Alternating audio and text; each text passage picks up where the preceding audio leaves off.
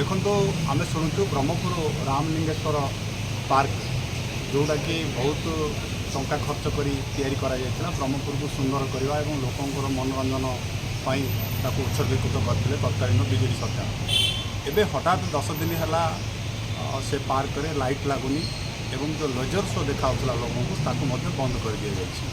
आपको निंदा करवा एवं आपको को भाषा प्रकाश करने को भाषा पाऊनी।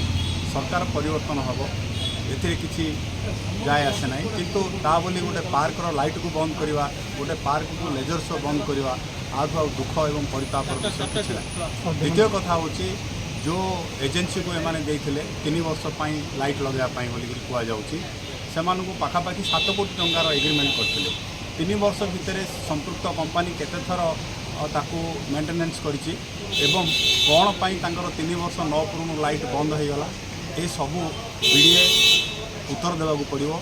ये सबू तत्कालीन सरकार प्रशासनिक अधिकारी एवं बीजेडी नेता उत्तर देवाक पड़ो सहरवासी को एवं जो माने ये हीन कार्य संपृक्त से विरुद्ध में आम दाबी करुचु दृढ़ कार्यानुष्ठान नि।